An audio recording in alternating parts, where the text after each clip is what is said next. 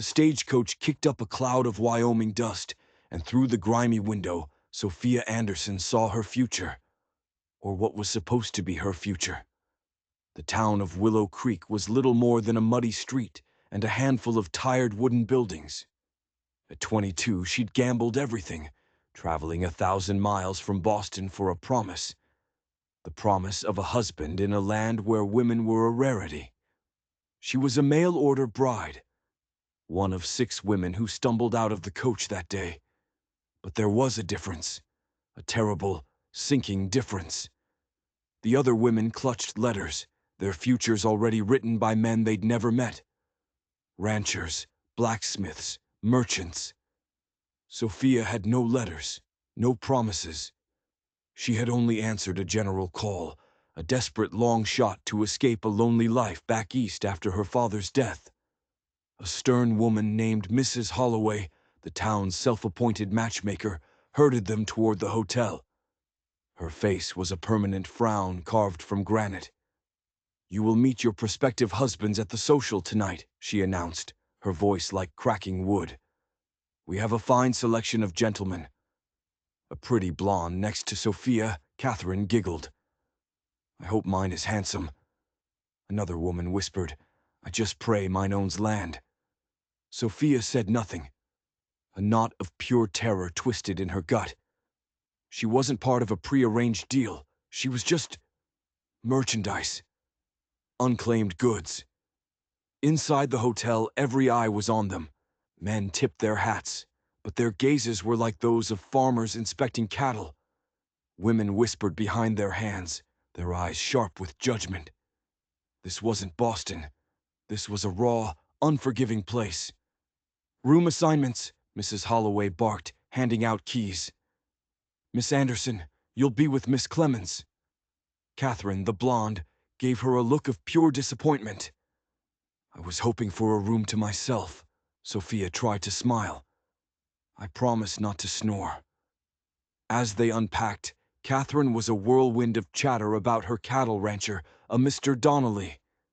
"He writes the most beautiful letters. He's promised me a house with real glass windows, a piano from St. Louis." Sophia laid out her meager possessions. 3 dresses, a Bible, and a faded photograph of her parents. Her whole life packed into one small suitcase. "What about your gentleman?" Catherine finally asked, pausing to powder her nose. Sophia's voice was barely a whisper. "I don't have a specific match." Catherine's perfectly shaped eyebrows shot into her hairline. "No match? Then why are you even here?" "The advertisement. It said there were many men seeking wives. I thought—" Sophia trailed off, the foolishness of her hope washing over her. Catherine's laugh wasn't cruel, just shocked.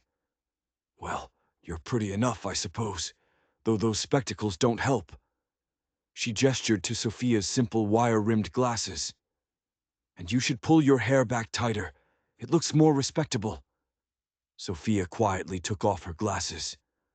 The world dissolved into a soft, blurry mess. But maybe Catherine was right. Maybe she needed to change. Maybe she needed to be someone else entirely. The town hall was loud and hot, smelling of sawdust and sweat. Lanterns cast a flickering, nervous light over the crowd. Mrs. Holloway paraded them in, one by one, like they were on an auction block. Catherine squealed with delight when she met her Mr. Donnelly, a man built like an ox with a huge mustache. The other women were quickly claimed by their waiting suitors, their nervous smiles blooming into relief. Soon, only Sophia was left. She stood alone next to Mrs. Holloway, the silence around them growing heavier by the second. "And this," Mrs. Holloway announced, her voice booming unnaturally loud, "is Miss Sophia Anderson, from Boston, skilled in reading, writing, and all household management." Every man left in the room turned to look. Their eyes crawled over her plain blue dress, her simple hairstyle, her uncertain posture. The assessment was swift and brutal. "Is she nearsighted?" one man asked loudly, pointing at the glasses she held in her hand. "A bit thin, ain't she?" Another grunted. Won't be much help with farm work. Looks like she'd break in a strong wind. Mrs. Holloway's smile became a rigid mask. Miss Anderson comes highly recommended for her gentle disposition. But it was no use.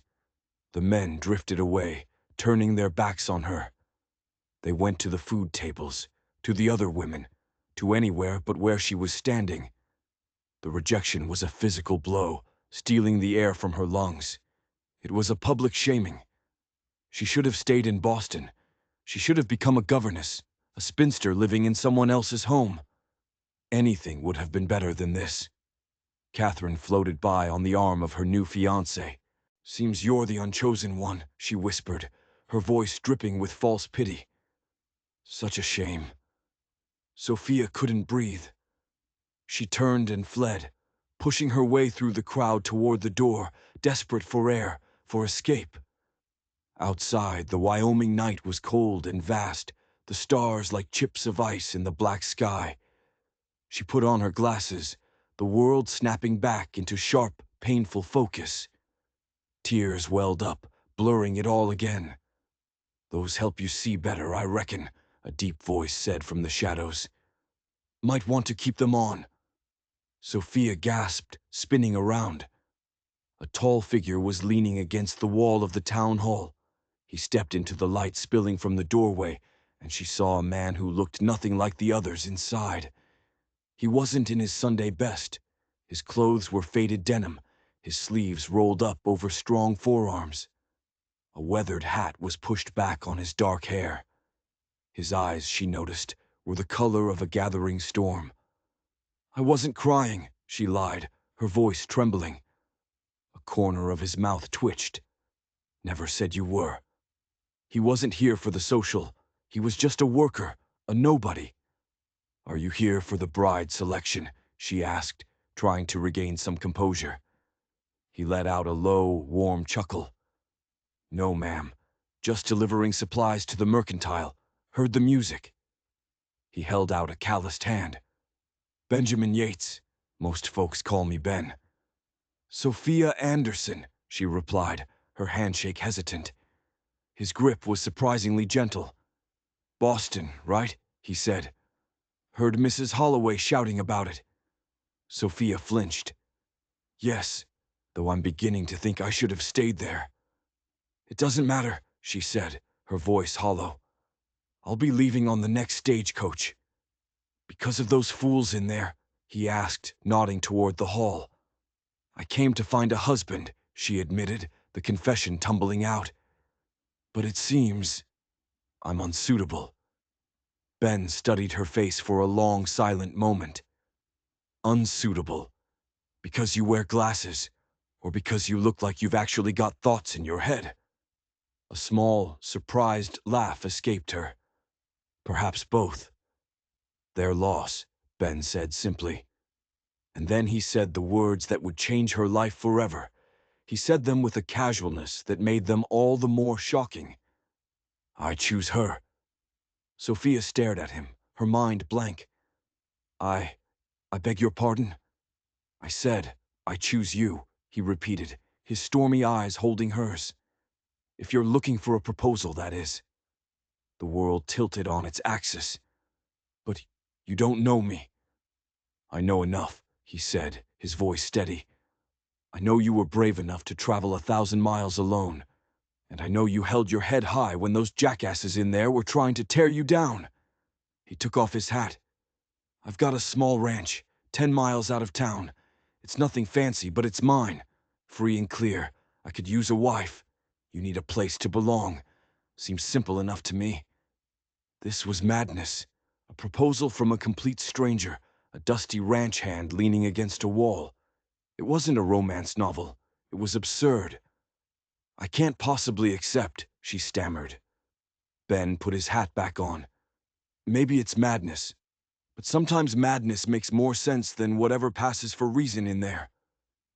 He reached into his pocket and pulled out a small hand-drawn map. My ranch is marked here.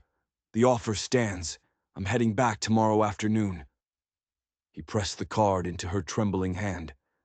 Think about it, Miss Anderson. That's all I'm asking."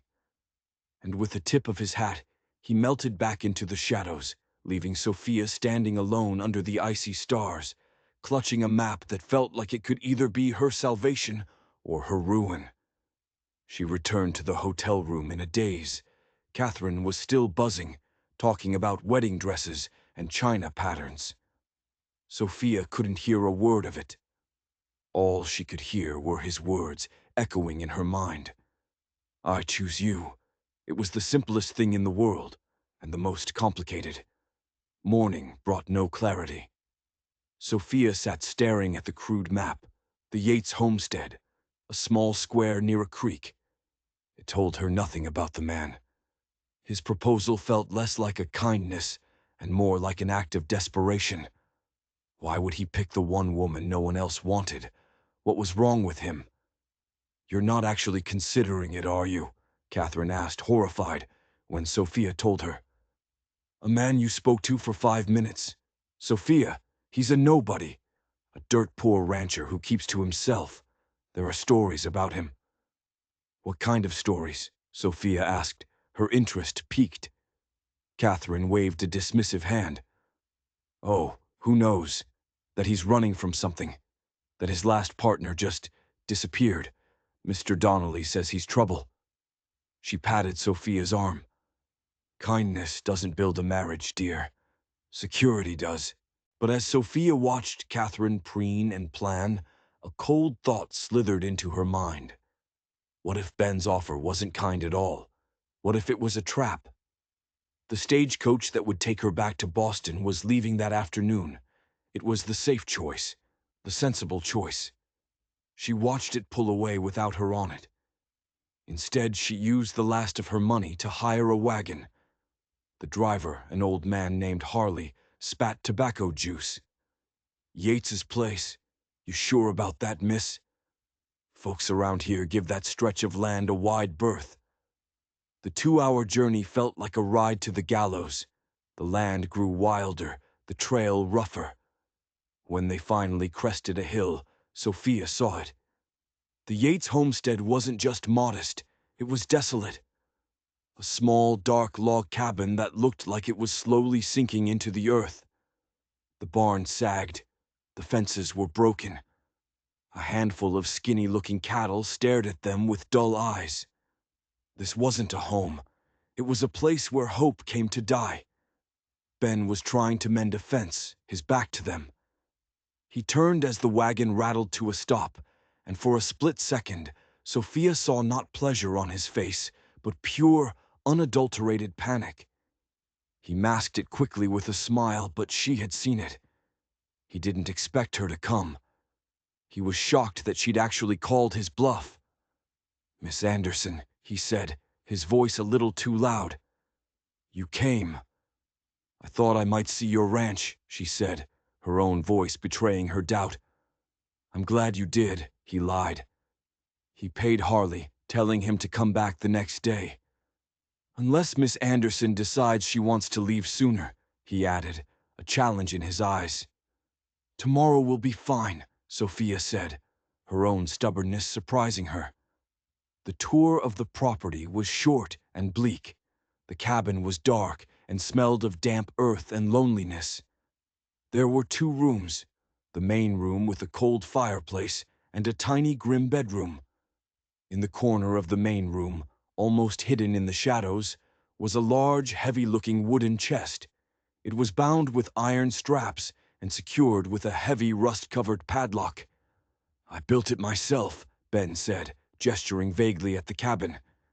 "What's in the chest?" Sophia asked, her curiosity overriding her manners. Ben's face went rigid. "Just some old things, tools and such." He changed the subject quickly, leading her back outside. The lie was so obvious, it was almost insulting. That evening, they ate a miserable meal of beans and stale cornbread in near total silence. The charm of his directness from the night before had vanished, replaced by a tense, watchful energy. He was a man with a secret, and Sophia was sitting right in the middle of it. "Why did you really invite me here?" she asked, breaking the silence. He gave her the same answer as before. I saw your dignity. It sounded rehearsed now, hollow. And love? She pressed. You don't care about marrying for love? Ben's eyes grew distant. Love is a luxury out here, Miss Anderson. Respect and hard work are the currency we deal in. He looked at her then, a strange intensity in his gaze. I respect you. I think you're strong. That's what I need. Need for what? The question hung in the air between them. He offered her the bedroom, saying he'd sleep by the fire. Lying in the dark, on a cot that smelled of dust and mildew, Sophia felt a chill that had nothing to do with the night air. She wasn't an idiot. Benjamin Yates hadn't chosen her out of kindness. He'd chosen her because she was desperate. Because she had no family, no connections, no one to ask questions if she suddenly disappeared, like his last partner, as Catherine had said. She didn't sleep. Long after Ben's breathing evened out into what she thought was sleep, she heard a floorboard creak. She held her breath, listening. The soft scrape of metal on metal. He was at the chest. Peeking through a crack in the bedroom door, she saw him by the faint moonlight. He had a key. He unlocked the heavy padlock. He lifted the lid just enough to reach inside, his movements furtive and quick. He pulled something out. It was a small leather-bound book, a journal. He opened it, his shoulders slumping as he read, his face a mask of such profound grief and anger, it frightened her. After a few minutes, he put the journal back, locked the chest, and returned to his spot by the cold hearth. Sleep was impossible now. Her mind raced. Who was he? What was in that journal? The next morning, Harley arrived with the wagon right on time. Ben stood on the porch, his expression unreadable. He expected her to leave. He wanted her to leave. And that was exactly why she decided to stay. Running away felt like letting him win. I've been thinking, she said, her voice clear and firm. If I stayed, we would have a proper courtship, in town. I'll take a room at the boarding house. You can call on me there. Ben looked stunned. This was not part of his plan. Folks will talk, he said, trying to dissuade her. Let them, Sophia replied, meeting his gaze. And if another suitor comes calling while I'm in town? A flicker of something, anger, possession, crossed his face. I'd respect your right to choose. Good, Sophia said, getting into the wagon. Then I suppose we'll see who chooses whom, Mr. Yates. As the wagon pulled away, she looked back. Ben was still standing there, watching her, looking not like a suitor, but like a man whose carefully laid plans had just been set on fire. She had come to Wyoming looking for a husband, but she had just found a war instead. Sophia took a room at the Willow Creek boarding house, a decision that sent ripples of gossip through the small town. The rejected bride, courted by the reclusive, dangerous Ben Yates. It was the scandal of the season. Ben played his part. 3 times a week, he would ride into town, cleaned up and uncomfortable in his best shirt. Their courtship was a strange and silent affair. They would walk the dusty street, acutely aware of the eyes watching them from every window. He spoke little, offering only clipped answers to her questions about the ranch or the weather. He was a fortress, and she couldn't find a way in. But Sophia wasn't idle. She was a bookkeeper's daughter, trained to notice details, to see the patterns hidden in the numbers. And Willow Creek was a town with a very clear pattern. One name was on everything: the mercantile, the bank, the saloon, Silas Croft. He was the town's cattle baron, a man who owned more than just land. He owned people. Sophia saw the fear in the eyes of the shopkeepers when Croft's carriage rolled down the street. She saw how ranchers would lower their gaze, how Mrs. Holloway would scurry to greet him with a sickeningly sweet smile. Catherine, now Mrs. Donnelly, cornered her after church one Sunday. "You have to be careful, Sophia," she whispered, her eyes wide with genuine fear. "My husband, he says Ben Yates is in deep with Croft, that Croft wants his land." "Why?" Sophia asked. "His ranch is barely holding on." "Water," Catherine hissed.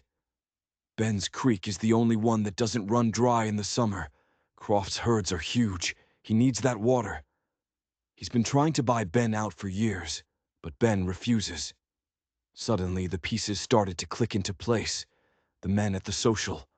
They hadn't just found her unsuitable. They had been afraid to show interest in a woman connected, however loosely, to a man Silas Croft considered an enemy.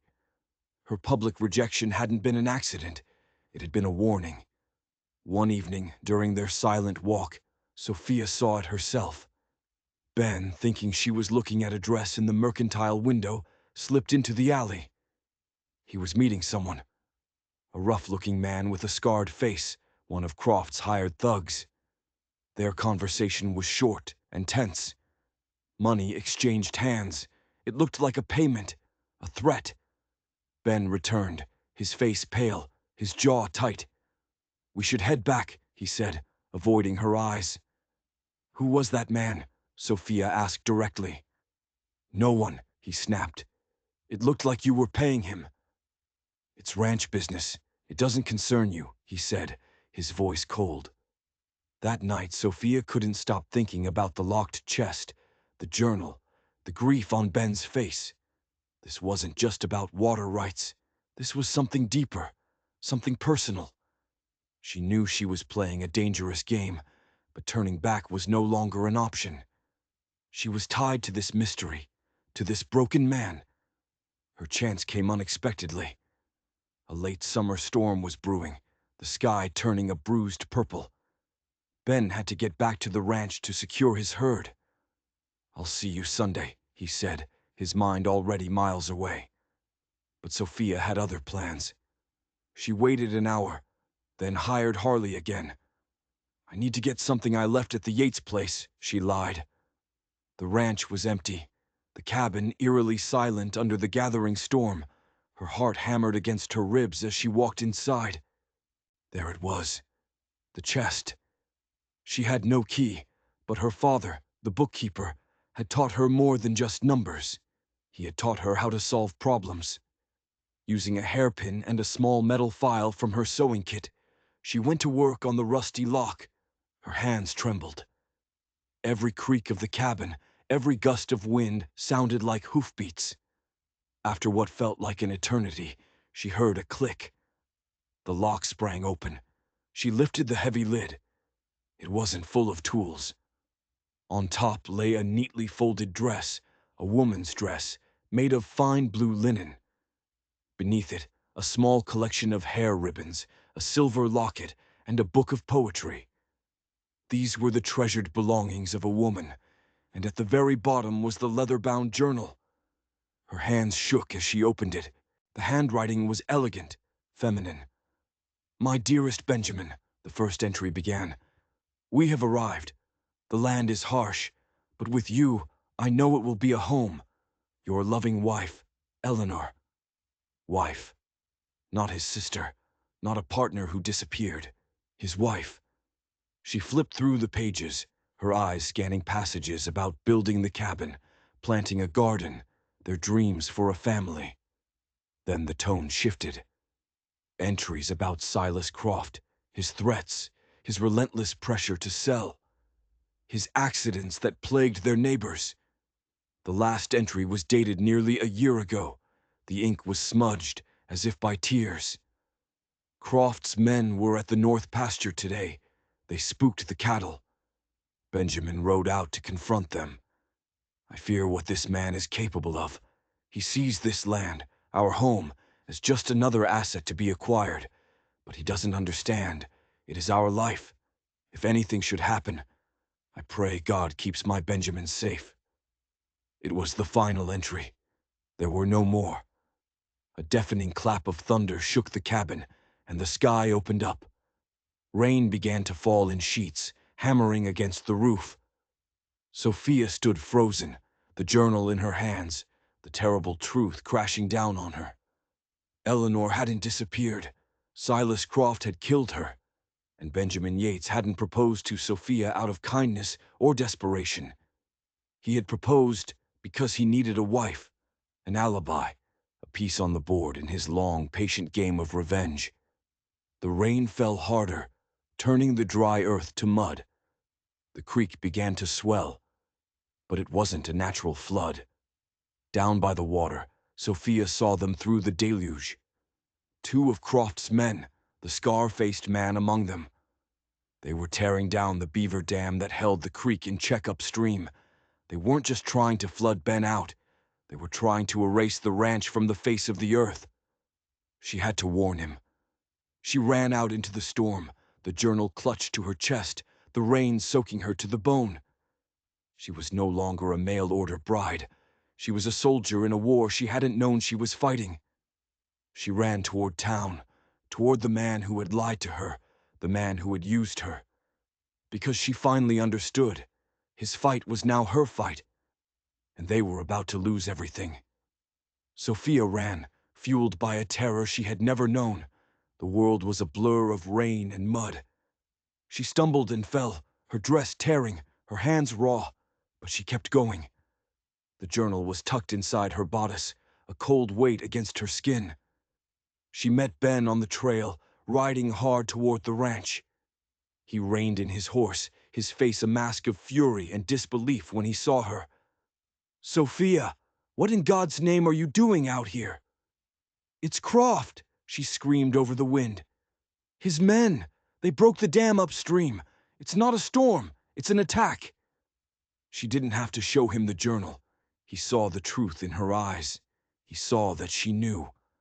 The lie that had stood between them was washed away by the flood. "Get on," he commanded, pulling her up behind him on the horse. They rode like the devil was chasing them, but it was too late. By the time they reached the crest of the hill overlooking the homestead, the creek was a monstrous, churning river. It had already swallowed the lower pastures. The water was climbing the walls of the cabin, swirling around the barn. It was a scene of total devastation. Everything he had, everything they might have had, was being washed away. "We have to save the livestock," he yelled, his voice raw with anguish. They worked through the night, a desperate, two-person army against the rage of the water. Two of their neighbors, good men who hated Croft as much as Ben did, saw the flood and came to help. Together, they drove the terrified cattle to the high ground, their lanterns cutting feeble paths through the darkness. Sophia wasn't a Boston bookkeeper's daughter anymore. She was a force of nature, wading through waist-deep water, herding animals, her fear replaced by a cold, hard resolve. She had never felt more alive. By dawn, the rain had stopped. The flood waters began to recede, leaving behind a wasteland of mud and debris. The vegetable garden was gone. The lower floor of the cabin was ruined. Half the hay in the barn was lost. Ben sank onto the muddy porch steps, his body slumping in defeat. He looked broken. "He won," he whispered. "Croft won." Sophia walked over to him, her wet dress clinging to her. She was exhausted, filthy and shivering, but her eyes were clear. "No, he didn't." She pulled the journal from her bodice. It was damp, but intact. She held it out to him. He stared at it, then up at her, his face filled with shame. "Sophia, I never meant for you to be a part of this." "You didn't have a choice," she said softly. "The moment you spoke to me outside that town hall, I was a part of this. Croft made sure of it." She sat down beside him in the mud. "This is what a partnership is, isn't it? Facing the flood together."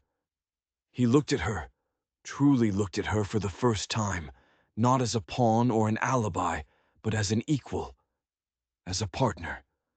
"You could have stayed in town," he said. "You could have taken the next stagecoach east. Why didn't you? And let you face this alone? What kind of wife would that make me?" "We're not married yet," he reminded her, his voice barely audible. "No, Sophia agreed, her gaze unwavering. But I'd like to be, if the offer still stands. In the middle of the wreckage of his home, surrounded by mud and loss, Benjamin Yates stood up and took her hands in his. The sun was breaking through the clouds, casting a weak, watery light on the scene. It wasn't romantic, it was real. Sophia, he said, his voice thick with emotion, I chose you that night because I thought you were strong. I had no idea. I choose you now, more than ever. 2 weeks later, they were married in Willow Creek's tiny church. Sophia wore her simple blue dress.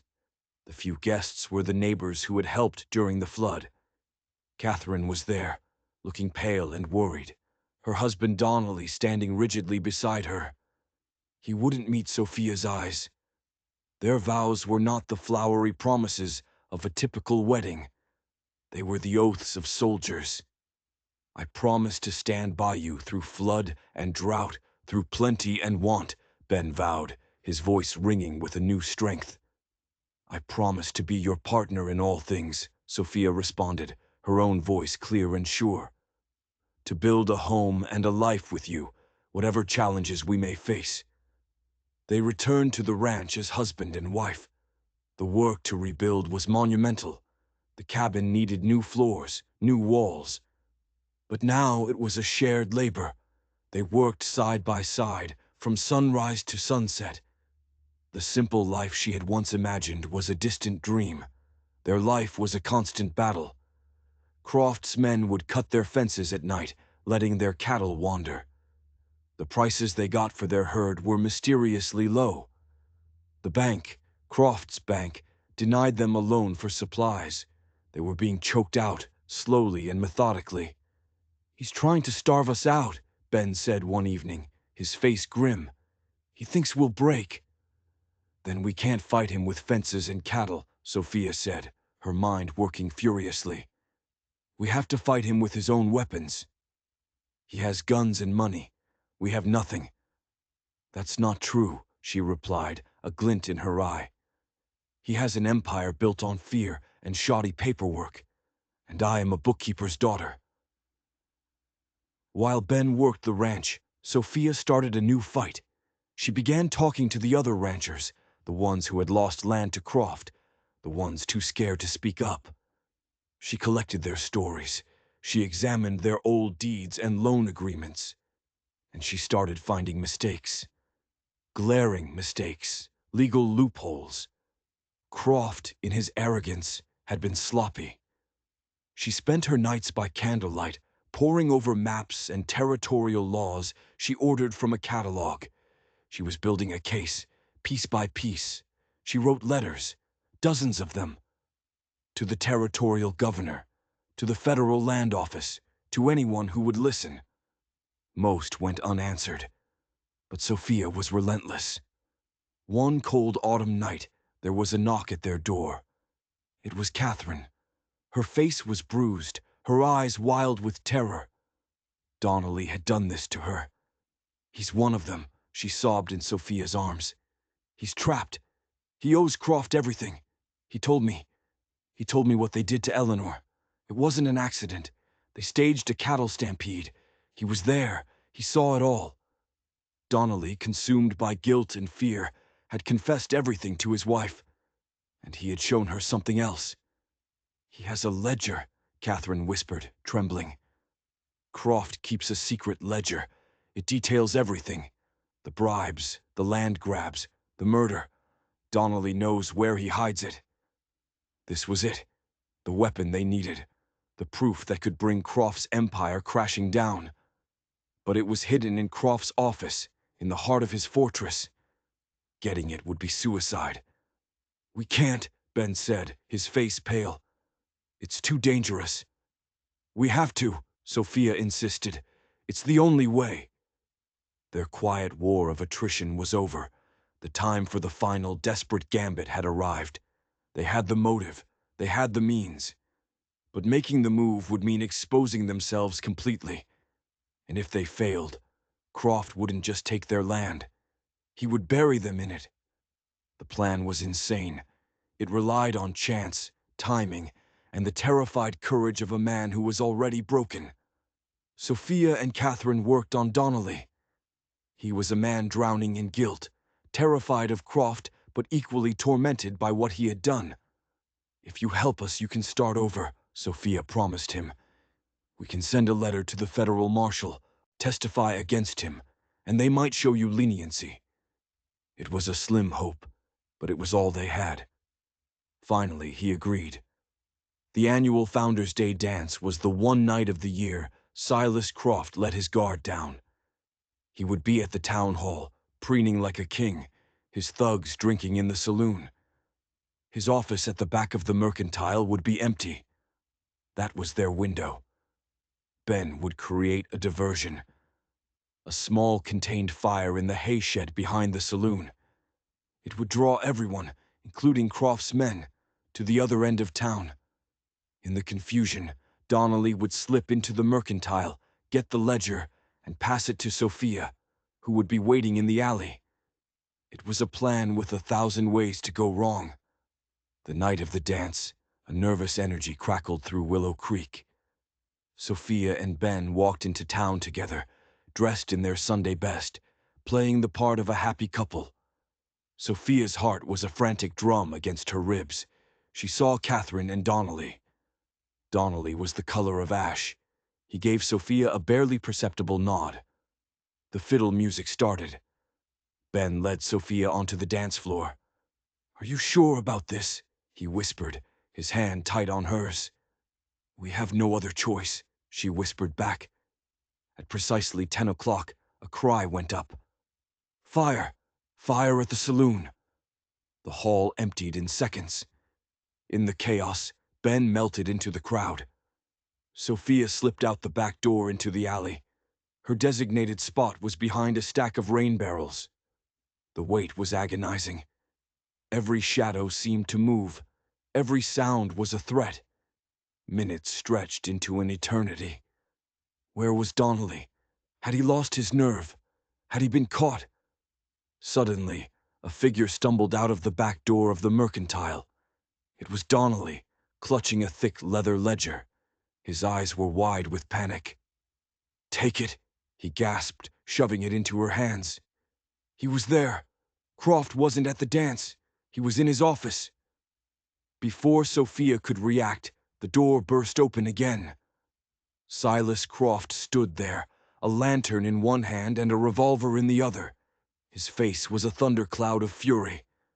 Behind him stood the scar-faced thug. They had walked right into a trap. "I knew I couldn't trust a weakling like you, Donnelly," Croft sneered. He raised the pistol, not at Donnelly, but at Sophia. "Give me the book, Mrs. Yates." Sophia clutched the ledger to her chest. Her mind raced. Ben would be at the fire. No one was coming to help. "I said give it to me," Croft repeated, cocking the hammer. From the other end of the alley, a voice rang out. "Drop it, Croft." It was Ben. He wasn't at the fire. He was standing there, holding a rifle, his face set like stone. He had never trusted the plan to work. He had been her shadow the whole time. Croft laughed, a nasty grating sound. "Yates, always turning up where you're not wanted. You think you can stop me? I own this town. I own the sheriff." "You don't own me," Ben said, his voice deadly calm. "You're right," Croft said. "I just own your wife's life." He kept his pistol aimed squarely at Sophia's heart. It was a standoff. And then something shifted. Donnelly, who had been frozen in terror, let out a guttural cry. He launched himself at Croft, a wild, desperate tackle. He wasn't trying to be a hero. He was just a man who had reached his breaking point. The gun went off. The shot echoed down the alley. Donnelly crumpled to the ground. Croft, knocked off balance, staggered. That was the only opening Ben needed. He didn't fire his rifle. He closed the distance in 3 long strides and brought the butt of the rifle down on Croft's gun hand with a sickening crunch. The pistol clattered on the cobblestones. The scar-faced thug lunged, but Ben was ready for him. a whirlwind of fists and fury. Sophia didn't hesitate. She grabbed the fallen pistol, her hands surprisingly steady. She didn't point it at Croft. She fired it twice into the air. The sound cut through the night, a signal of distress that no one in a frontier town could ignore. People came running from the fire, from the dance. They flooded the alley and saw the scene. Silas Croft, the untouchable king, clutching his broken hand. His thug unconscious on the ground, Donnelly bleeding out. And the quiet, bookish Mrs. Yates holding a smoking pistol, the incriminating ledger at her feet.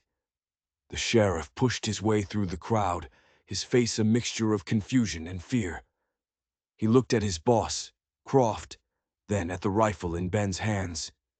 "He murdered him," Sophia said, her voice clear and strong, pointing at Croft. "And this ledger proves he's murdered others. He's been bleeding this town dry for years." The crowd murmured, their fear of Croft warring with the evidence before their eyes. Then a new figure pushed through the crowd, a tall man with a silver star on his chest that was not a local badge. "That's quite an accusation, ma'am," the man said, his eyes sharp. "I'm U.S. Marshal Evans. I received some interesting letters a few weeks back. Decided to come see for myself."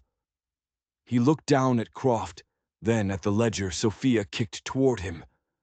The game was over. Silas Croft's reign ended in a muddy alley behind his own store. The federal marshal arrested him and what was left of his crew. The ledger was an ironclad confession, detailing years of extortion, corruption, and murder. Donnelly, who survived his wound, testified against his former boss in exchange for a lighter sentence. The truth about Eleanor's death came out, along with dozens of other crimes. Willow Creek was free. The rebuilding was slow, not just of the ranch, but of the town's spirit. With Croft's influence gone, the town started to breathe again. Ben and Sophia's ranch became a symbol of that new beginning. Neighbors who had once been too scared to help now offered it freely. They raised the new barn together. They helped replant the garden. Spring came, and with it, new life. Sophia's morning sickness was the first sign. When she told Ben she was with child, he lifted her into his arms, his face alight with a pure, uncomplicated joy she had never seen before. This wasn't part of a plan for revenge. This was a plan for a future. Their son was born that winter. They named him Benjamin William Yates, Jr., a strong name for a child of survivors. He had his father's stormy eyes and his mother's determined spirit. One afternoon, a year to the day after that first terrifying social, Ben came home with a gift. It was a photograph, a daguerreotype taken by a traveling photographer. It showed the three of them. Ben stood tall and proud, his hand on Sophia's shoulder. Sophia was seated, holding their son, a gentle, genuine smile on her face. She was no longer wearing her glasses. She didn't feel the need to hide anymore. "For our family," Ben said, his voice soft. "So he'll know how it all began." Sophia traced the image with her finger. It had begun with a rejected bride and a vengeful widower. It had been forged in flood and fire and fear. They had faced down the most powerful man in the territory and won. "It began with a man saying 3 words," Sophia whispered. Ben smiled, pulling her close. "I choose you," he said, the words no longer a shocking proposal, but a sacred vow. "Best choice I ever made." They stood on the porch of their small, sturdy cabin, their son gurgling happily in Sophia's arms. The setting sun painted the Wyoming sky in brilliant strokes of orange and gold. It was a vast, challenging land, but they had carved out their own piece of it. Not just a home, but a life, a legacy. It wasn't the life she had imagined back in Boston. It was infinitely harder and infinitely better. It was a love story, not written in flowery letters, but in shared struggle and unwavering partnership. If you enjoyed this story of courage and justice on the frontier, don't forget to like and subscribe for more tales that prove the human spirit is the toughest thing in the Wild West.